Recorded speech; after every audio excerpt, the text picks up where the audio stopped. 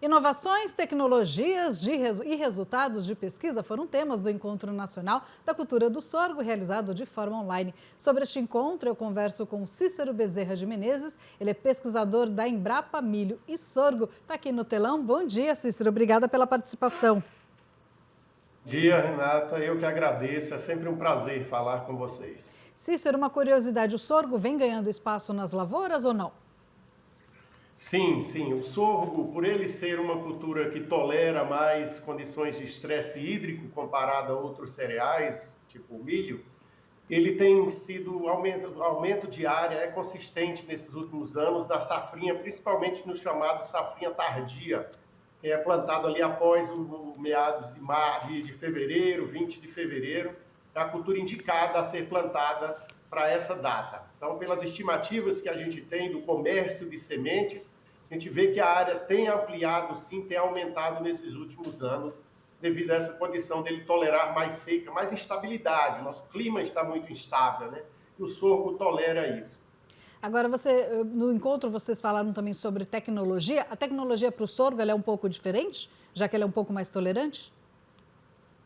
Na verdade, não. O sorgo, como toda cultura exige as mesmas, vamos lá, digamos, mesmos tratos culturais. Ou seja, você precisa fazer o planejamento, você precisa adubar direitinho cada cultura, é claro, tem sua exigência na parte nutricional, mas você precisa adubar, esse é algo que a gente vem sempre pedindo aos produtores de sorgo, não deixem de adubar. O manejo não é difícil, o uso de insumos, principalmente defensivos, para doenças e insetos são menores, ele tem um custo menor, esse sorgo, mas ele precisa sim que seja planejado, precisa de um tipo certo de disco para fazer a semeadura, a profundidade de semente, então tem algumas particularidades, mas no geral ele não muda de outras culturas, é uma cultura exigente em nutrientes, exigente, precisa também de um pouco, apesar de ser, a gente falar, é tolerante à seca, mas ele precisa de um pouco de chuva também, principalmente na fase inicial e na fase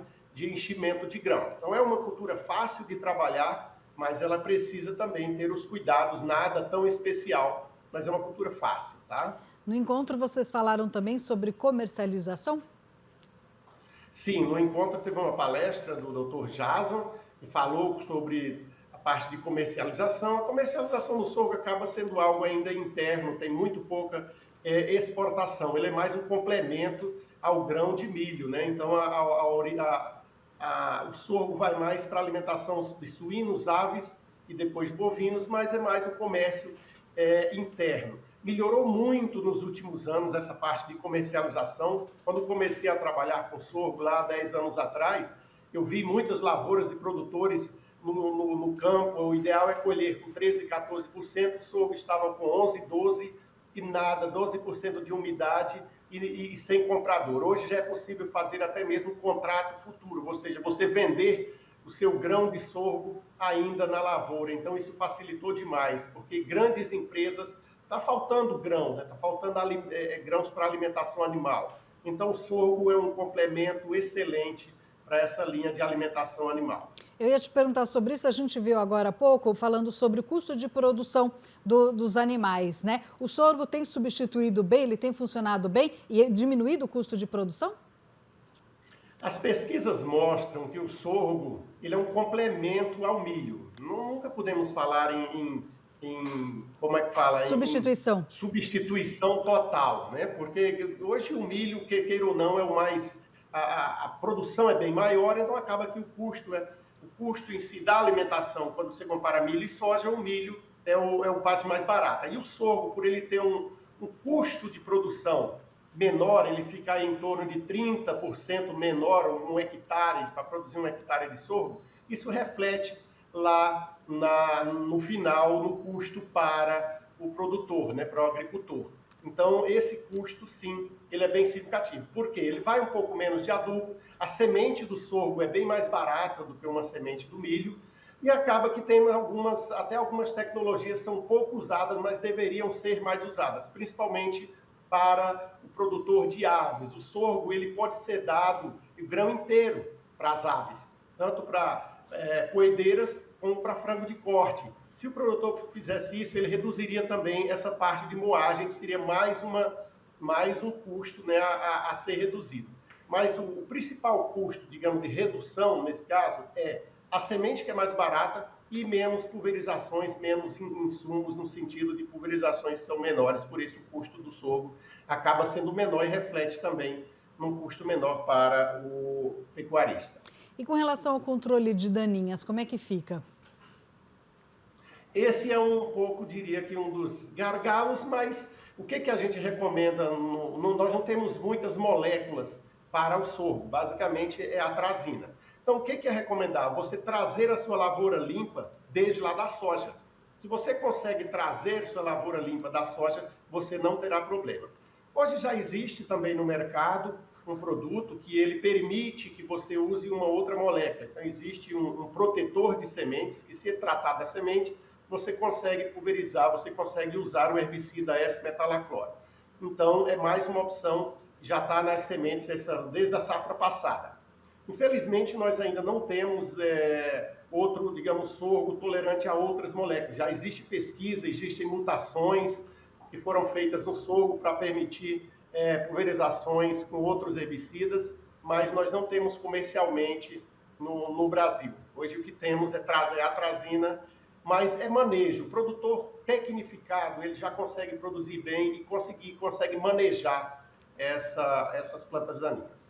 Cícero, você acha que aumentando a cultura do sorgo, aumentando o número de lavouras, de plantações, a indústria pode se interessar e produzir produtos para evitar, para proteger o sorgo? É o que a gente tem pedido. Hoje a gente chama de sorgo como a minor crops, ou seja, ela normalmente são produtos, na hora de registrar um produto, é muito caro no Brasil registrar um produto, seja fungicida, seja herbicida, tudo.